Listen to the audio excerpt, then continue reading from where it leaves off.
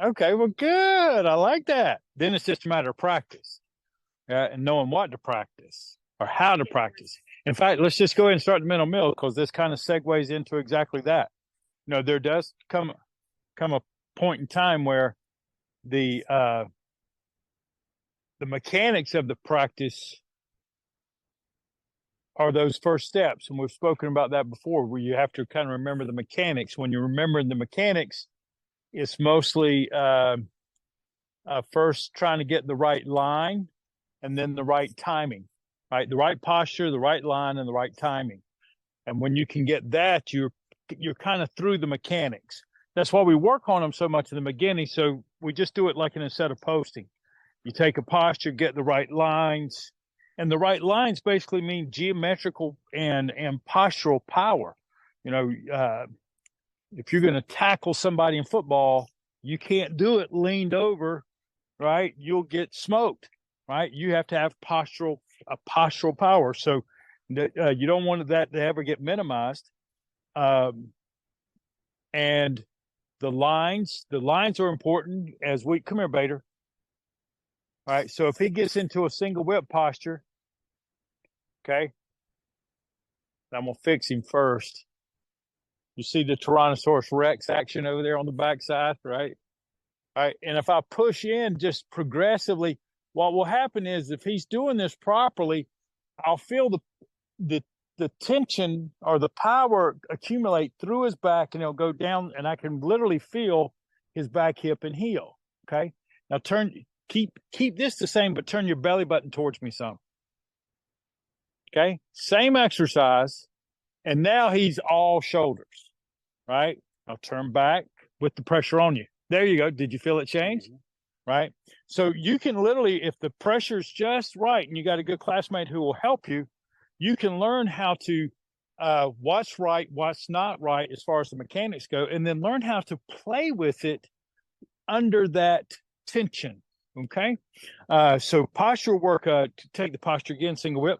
And it's not just the upper body. My Sifu would come around and he'd push in the back, push in the forehead, push in the abdomen, shove a leg back, pull it out. All those sorts of things require you while you're standing there to activate everything as if you were standing in a bucket of BBs surrounded by it, right? And they're pushing in every direction.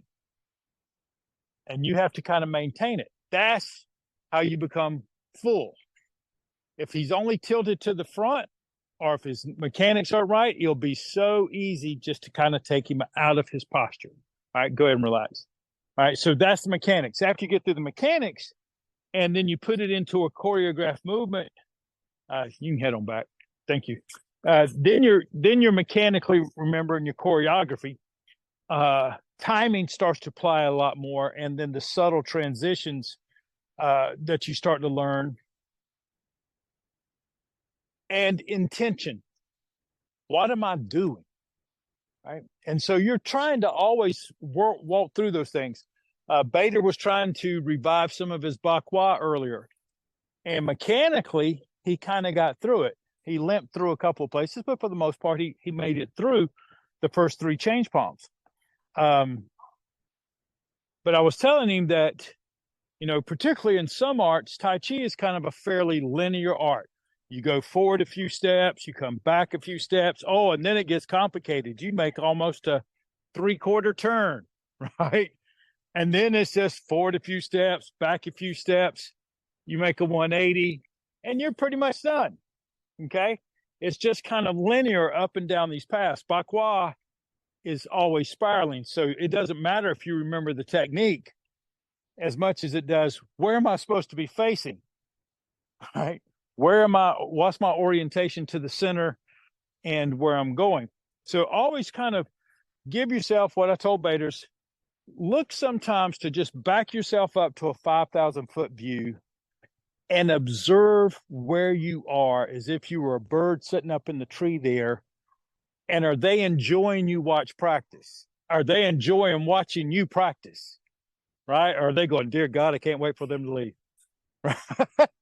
So always kind of just take your time and observe from different levels, and you'll get a lot more from your practice. With that being said, let's take. I thought we'd do a little eight gaits this evening, and then I got a couple of things to help you with the very thing I just spoke with you about. First, what we'll do is what we call I call the mental tether with dynamic tension version. There's several versions of the 8 brocades. This one's probably the most intense, but it's one of my favorites, as you could probably get. No, because you can go through the mechanics. Let's just take the first one, which is just push the sky. All right. And so with some of my patients, just having them come up and go through the movement, not even coming up to the balls of their feet, just raise up and come down. And it feels good. And it's good motion. Okay. Does that feel pretty good? Now you can make that a little bit more challenging by just pushing up and coming up to the balls of your feet and then bringing it down up to the balls of your feet and bringing it down. Okay. The mental tether that you can add to it, which now helps you kind of bring yourself here, is only move when you exhale. Okay. So with that one, we'd start here at the abdomen. We breathe in, exhale, breathe in, exhale, and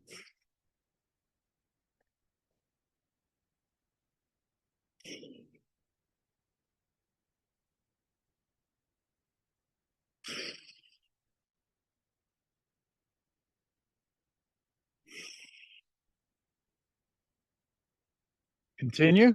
Let me see what you're doing.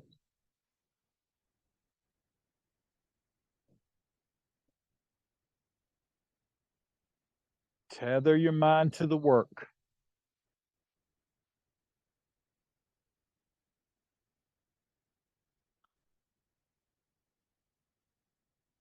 Stay right there, Karen.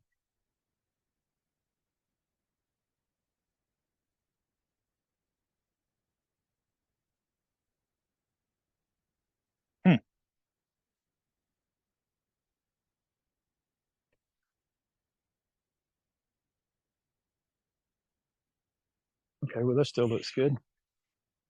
Okay. Now, the third dimension that you can add to that is physiologically, they refer to it as dynamic tension. In Chinese seafood, we call it squeezing the bone.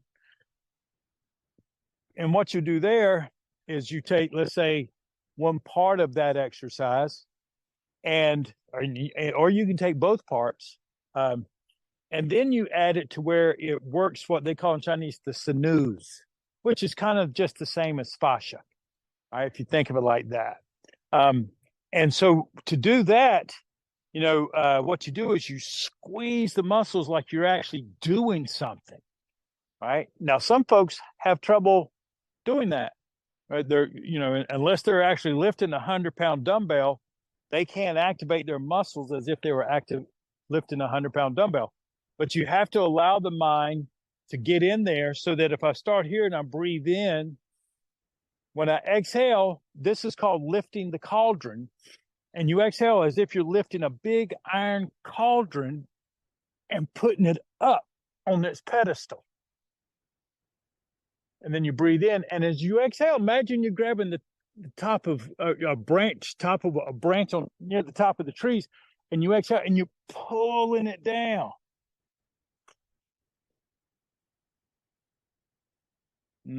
Breathe in. Put the cauldron up all the way on the top. Breathe in and out.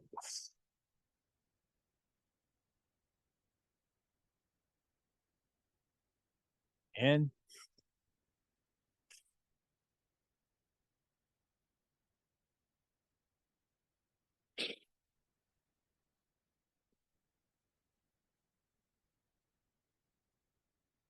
Go ahead and do a couple of more.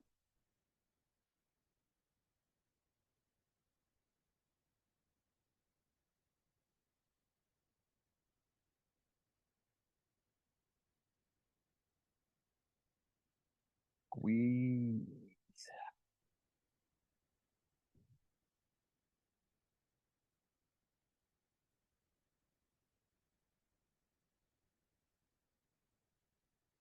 Okay. Take a little break. What kind of comments or observations did you make, Kat? None? Okay. Could you tell the difference between the three?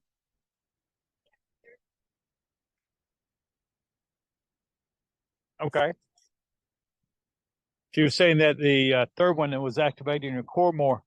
Um, what you'll find, I guess the whole point of that is you could take that one movement and look at it at three different dimensions. Okay. And being able to apply your mind in all three. None of them are right or wrong. It's a matter of what are you trying to get out of it. And if you're just trying to memorize the movement, like some of my patients, hey, just trying to get my balance and coordination, being able to move and stay stable and be pain free, right? But and for some of the others, a little bit more mental focus, and for some others, the mental tether with some physical demands, right? So that's true in all that we do. What I wanted to also do this evening was give you a chance to tether you in a different way when it comes to some of your, for example, Tai Chi. All right. Most of the time, you'll tether yourself based on your form, and your mind is constantly working about what are these supposed to be doing. And sometimes it's good to just take all that away and then add it back on once you're stable. So what I'd like for you to do is just for imagine, I was going to bring my little whiteboard out here this evening, and I left it in the car, but I'll get it. I'll bring it next time. Is what we're going to do is we're going to have an 8-step square. And if I could imagine myself being on my square and I'm on the bottom left side of the square. Okay. Just watch me here in the beginning. Okay. Because we do the 7-star touch, right? You have the 7-star touch where we just stay right here and we work our balance here. But if I'm doing an 8-step square, what I'll have is block 1, 2, 3, 4, 5, 6, 7, 8, and I'm back at 1. Okay, so it's just 2 to my right, 2 to the front, 2 to the left, 2 back. Y'all got that? Do it with me, okay?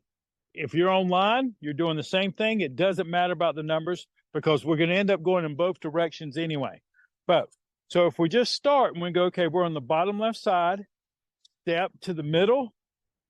Now we're on the bottom right side. Step to the middle. We're on the upper right corner. Middle, upper left corner, middle, back to left corner. Okay? Got it? Do it without me. At your own pace. Do it. You need music? Better, I don't even want to imagine that you were dancing.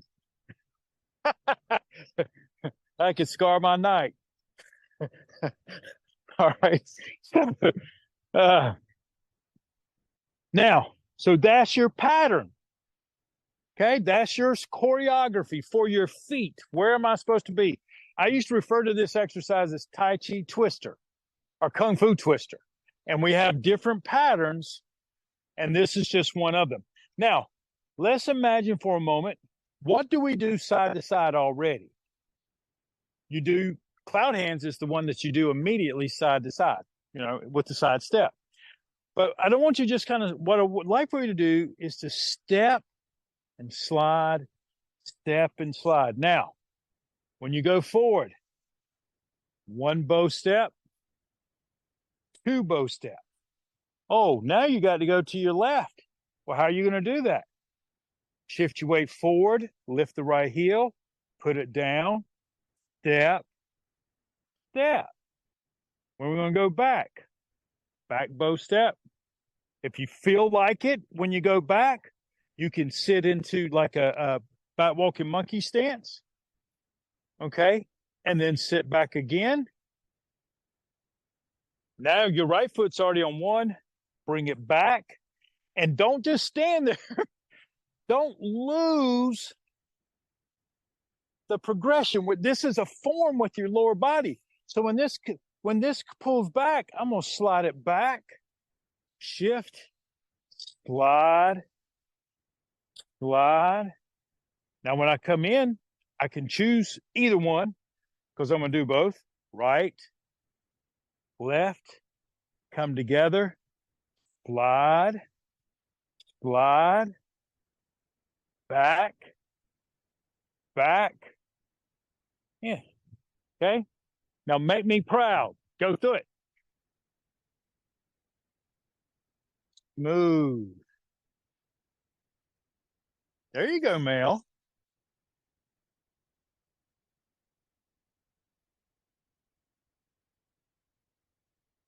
Okay. Getting better.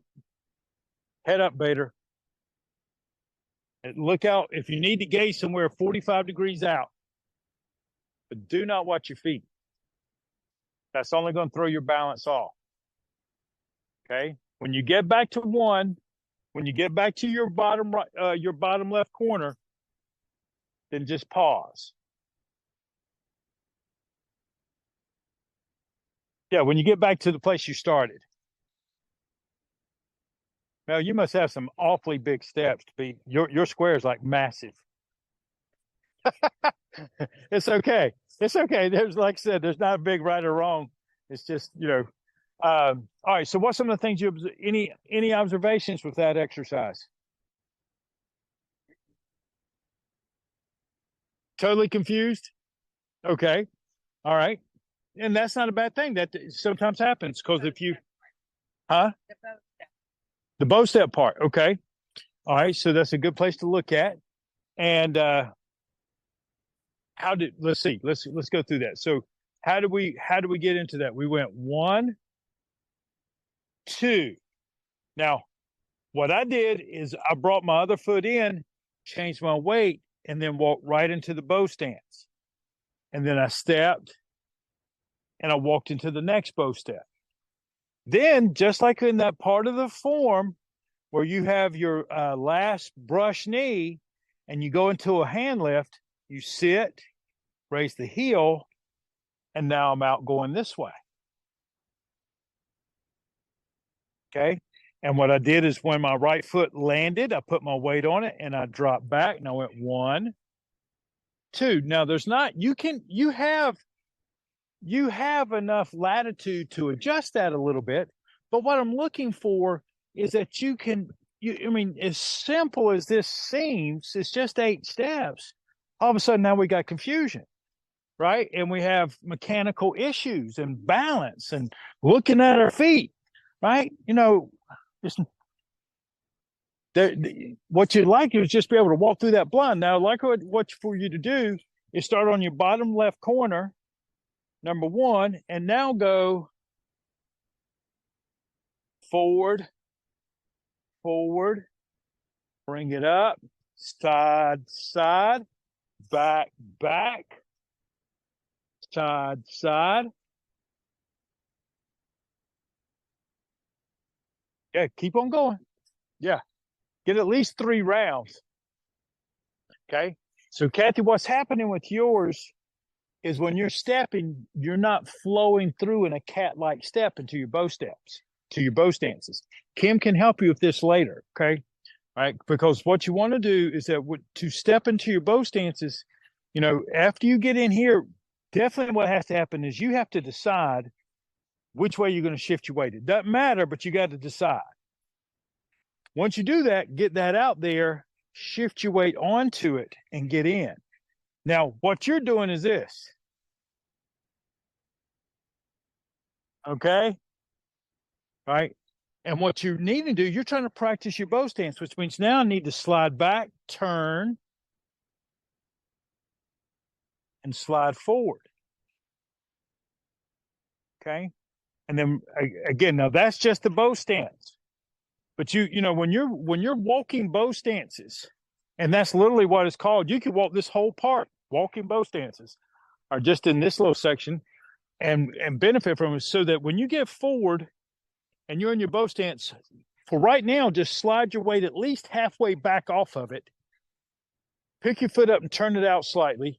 Slide your weight forward again, and then get into your bow stance and just walk bow stances. That's better, Mel. Mm-hmm.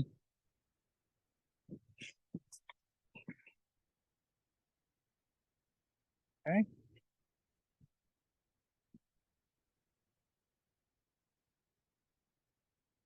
I didn't know how y'all were going to do with this evening, so I brought a couple with me, but I think it's probably a good idea. Like I was just saying to Kathy, you know, one thing about an exercise like this is it exposes things, right? And that's all it's meant to do, is to give you a reflection so that you know, okay, I need to work on this at a different level. Maybe it's a mechanical level. Maybe it's a little bit more of a tethered level. And by tethered level, when you're walking your bow stances or any of your stances, do you have a moment that you feel solid, right? And by solid, I mean like you're in the stance the way it's supposed to be, so that you have some confidence, because this is all hands free.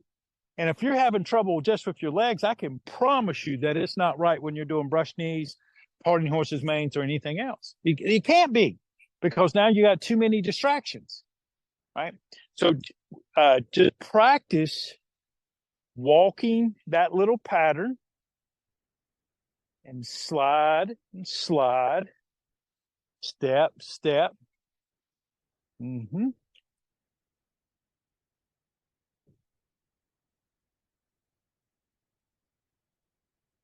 Okay, take a little break. Now we're going to play a little bit. So that, we spoke about this over the past couple of weeks. There's, 3 speeds of practice in general. Okay. Speed of learning, speed of feeling good, right? And then speed of application. All, at least right now, we just play of 3 gears. We're not going to have overdrive right now, right? Just have practice at those 3 gears, and you get a little bit more. So what I'd like for you to do now is go back to your bottom left square, number 1. Okay. And I want you to build a form. Okay. Now it's going to be pretty simple, but for the most part, either cloud hands or dragon stirs to sea as you go side to side. Then you can pick what you're going to do when you go your 2-step forwards. Then a dragon stirs to sea or cloud hands as you go side to side. And then pick a couple of hands as you go back. Could be parting horse's mane, could be back walking monkey. You got options. But choose. Right? Exactly. You show me what you believe you know. Now you got a pattern. This is the pattern. Go around in a square. Right? Go.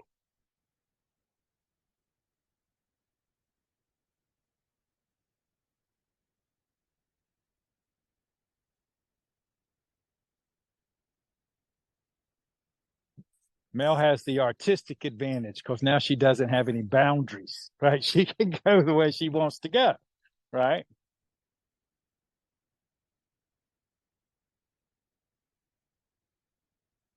Okay.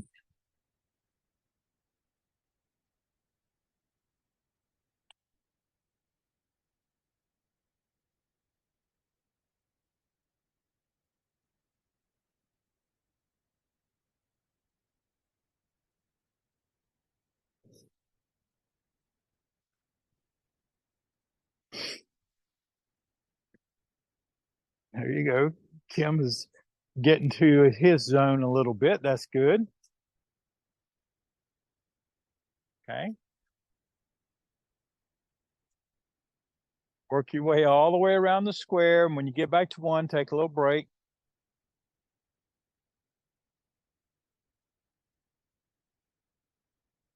That's good, Bob.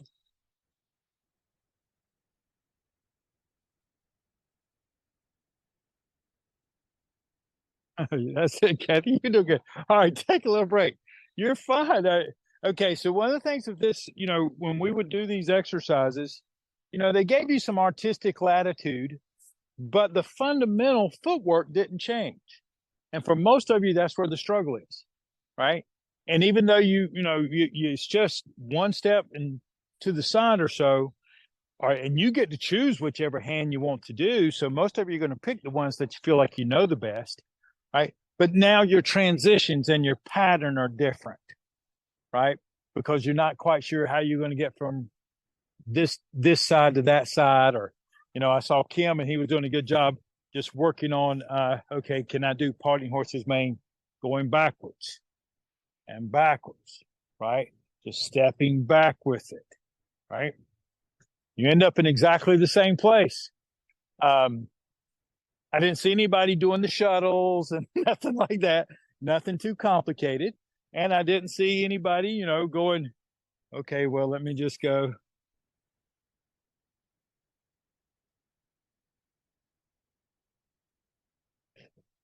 Right? There's so many options. And all you have to do is take something like that and work it. We called it the grind, basically. Grind on it. Pick the things that you're not as comfortable with. Start with what you're comfortable with, and then pick something you're not comfortable with. Right? And then it can help you get better. I don't want to dictate to you what to try, but this time I'd like for you to start on the bottom left corner and go the other direction, and maybe pick something going forward the first two times, because you're in the bottom left, so you're going to go forward before you go to the side, and pick something that is a little bit more challenging for you.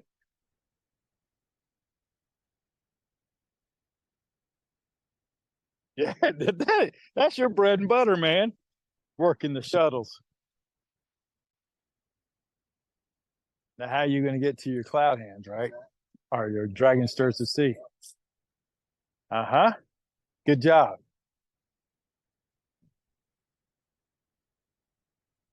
There you go. Good job, Kim. Kim chose single whip for his side to side.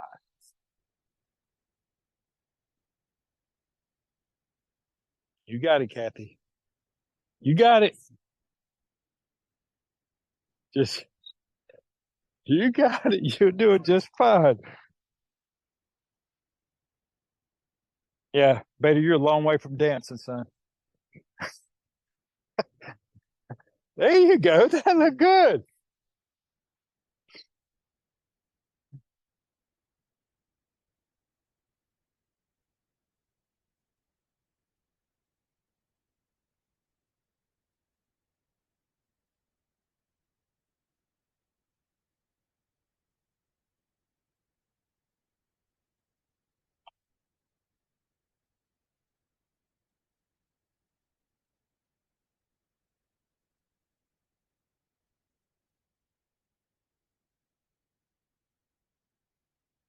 Okay, take a little break.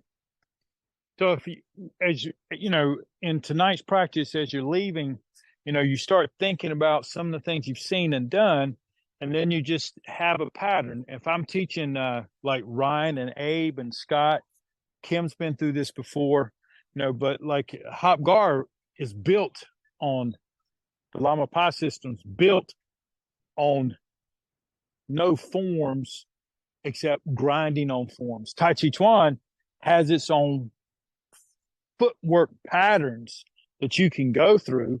We can do triangle stepping, the cross stepping. I'll give you, no, I'm not, because that'll be, because it's 6 o'clock already. I don't want to open up another can of worms.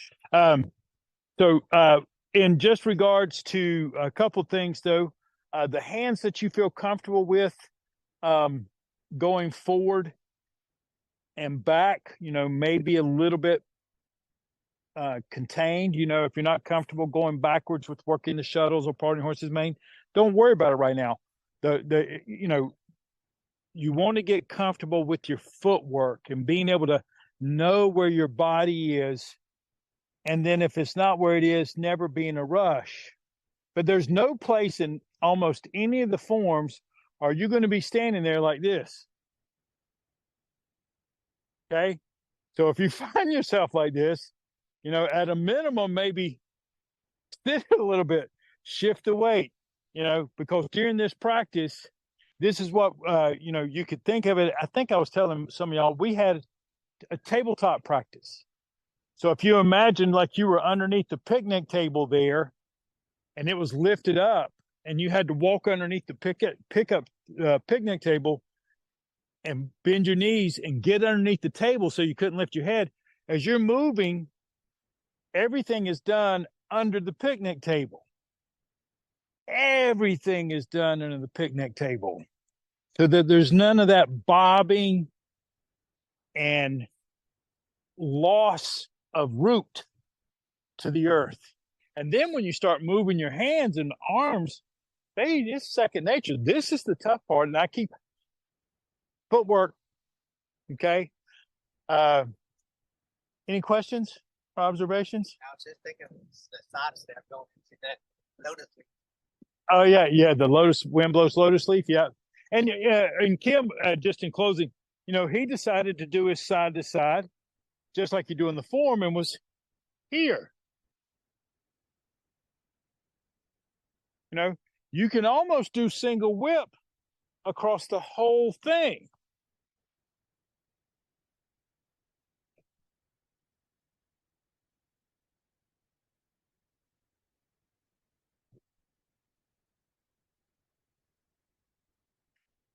If you know where your feet are supposed to go and how to move your body and get your mind out of these little nuisances. Okay. Have a great night.